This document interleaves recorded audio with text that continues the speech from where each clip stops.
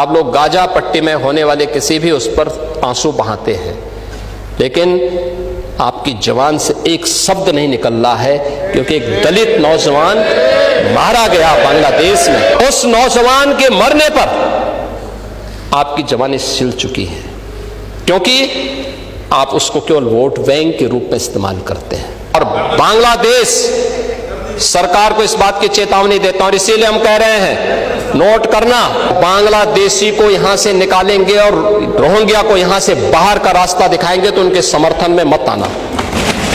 आप उस कार्यक्रम में नहीं थे, आएंगे भी नहीं आप लोग, क्योंकि आप लोग तो हर एक कार्य को आप वोट बैंक के नजरिए से देखते हैं। आपकी नियत है, आप किसान को वोट बैंक की नजर से देखते हैं, इसलिए कुछ किए नहीं। आप दलितों को वोट बैंक की निगाह से देखते हैं, इसलिए कुछ बोलते नहीं। इसलिए मैं कह रहा हूं ना, देखो बांग्लादेश में एक दलित नौजवान को कैसे जला दिया गया। आप लोग गाजा पट्टी में होने वाले किसी भी उस पर आंसू बहाते हैं, लेकिन आपकी जबान से एक शब्द नहीं निकल रहा है, क्योंकि एक दलित नौजवान मारा गया बांग्लादेश में। और उस नौजवान के मरने पर आपकी जबानें सिल चुकी हैं, क्योंकि आप उसको केवल वोट बैंक के रूप में इस्तेमाल करते हैं। ये भी तो राजनीति है। ये राजनीति नहीं है पांडे जी, ये राजनीति नहीं है, ये वो सच्चाई है जो आपकी तुष्टीकरण की नीति है, जिसके कारण बांग्लादेश बना है। अगर बांग्लादेश पाकिस्तान नहीं बना होता, इस तरीके से हिंदू नहीं जलाया होता, और जलाता तो फिर उसकी क्या दुर्गति होती या वह भी जानता। ये सुरक्षा की गारंटी, वहां मारे जा रहे हैं हिंदू, आप लोग नहीं बोलेंगे। एक कैंडल मार्च निकाल के चलते हैं गांजा के मुद्दे को लेकर के,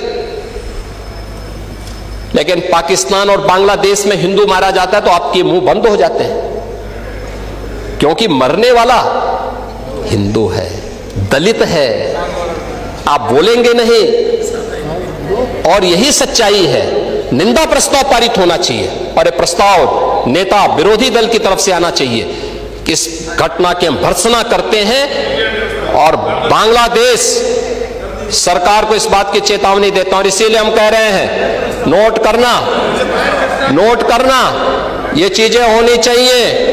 और हमारा भी प्रयास होना चाहिए, जब बांग्लादेशी को यहां से निकालेंगे और रोहिंग्या को यहां से बाहर का रास्ता दिखाएंगे तो उनके समर्थन में मत आना, क्योंकि उनमें से बहुत सारे लोगों के वोट आपने बनवाए हैं, उनके बहुत सारे लोगों के लिए आधार भी बनवाने का पाप किया है आप लोगों ने।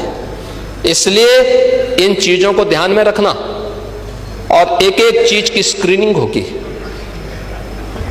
बहुत प्रभावी कार्रवाई करेंगे। हमारे ही देश में रह करके हमारे लोगों के खिलाफ अपराध, और वहां पे निर्दोष हिंदुओं पर अत्याचार करोगे, निर्दोष सिखों पे अत्याचार करोगे, ये स्वीकार्य नहीं हो सकता है। और यही आप करते हैं कि किसानों के बारे में भी आपका आचरण यही है।